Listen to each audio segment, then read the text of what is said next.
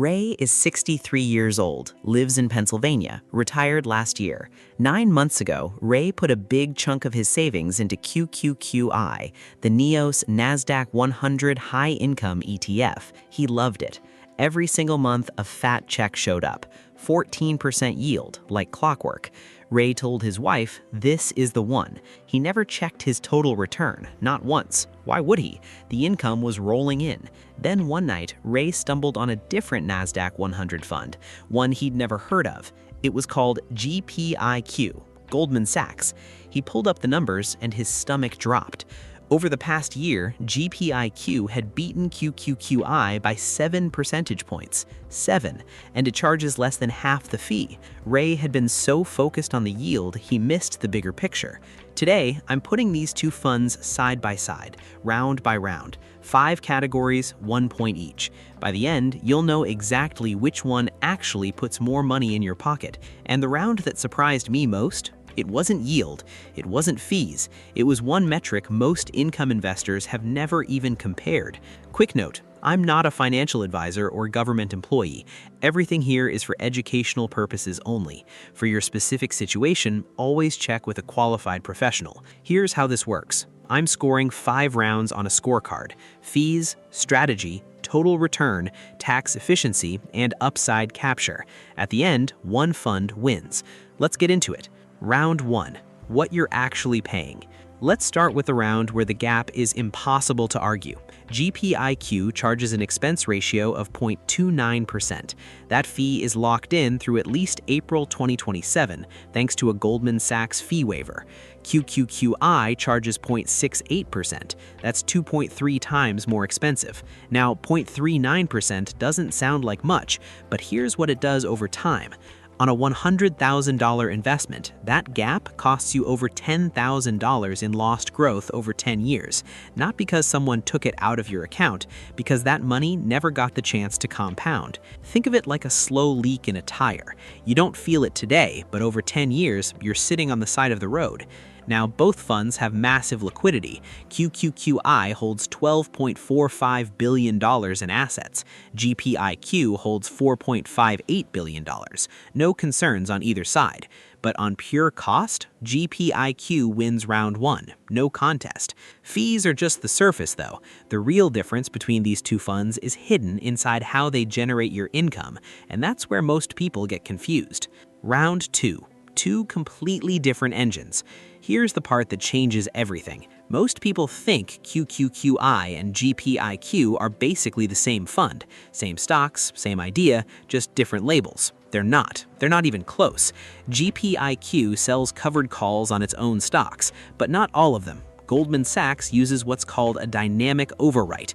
They sell calls on anywhere from 25 to 75% of the portfolio. When markets are rallying, they pull back toward 25%. That leaves most of the stocks uncapped, free to grow. When volatility spikes, they push towards 75% to collect bigger premiums. It's a growth-first engine. Income comes second. QQQI does something completely different. It doesn't sell calls on its own stocks at all.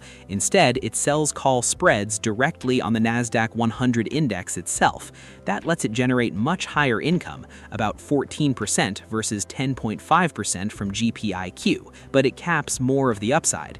It also buys long calls as a safety valve. If the Nasdaq suddenly spikes, those long calls kick in and capture some of that rally. Smart design, but it still captures less growth than GPIQ's approach. Both funds hold the actual Nasdaq 100 stocks: Apple, Nvidia, Microsoft, Amazon. Same names, same positions, but the option layer on top? Totally different machines. Here's the myth. These two funds are basically the same thing. Here's the truth. One is built to grow your portfolio. The other is built to pay you the most cash possible. Same stocks, totally different purpose. This round is a tie. Neither engine is better. It depends on what you need, but that tie is about to break wide open. So if they hold the same stocks but use different option strategies, which one actually made investors more money? That answer shocked me. Round 3, the number that changes everything. This is the round most income investors never look at, and it's the one that matters most. Over the trailing 1 year, GPIQ delivered roughly 38% total return. QQQI delivered about 31%. Read that again. That's a 7-point gap, and it goes to the lower yielding fund. How is that possible? Because GPIQ's share price has actually grown. Its NAV, the net asset value, the real value underneath the fund, has been climbing. That dynamic overwrite leaves room for capital appreciation. The stocks inside aren't all capped, they're free to run. QQQI's NAV has held steady. It hasn't eroded, which is better than many covered call funds out there, but it hasn't grown the way GPIQ's has. Now let me show you the real-world math. This is where it gets personal. Say you put $100,000 into each fund 1 year ago. QQQI pays you about $14,000 a year in distributions. GPIQ pays about $10,500. That's $3,500 less cash from GPIQ. Sounds like QQQ wins, right?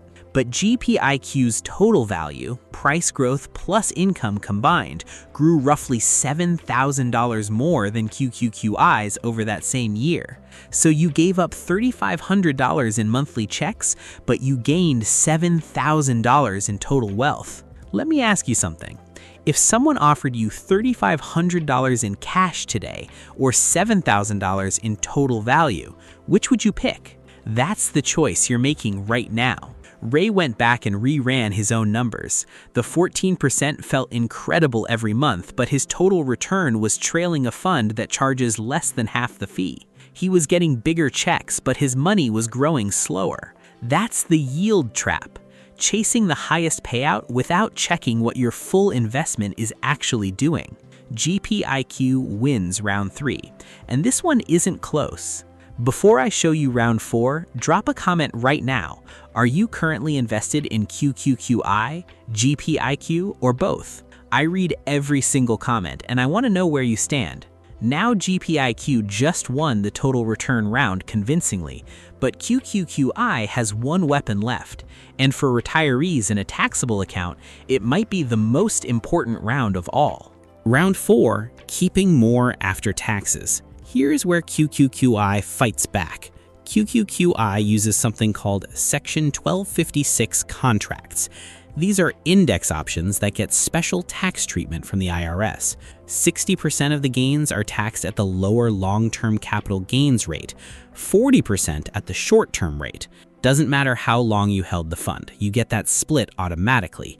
For a retiree in the 22% tax bracket, that blended rate is a real advantage over ordinary income.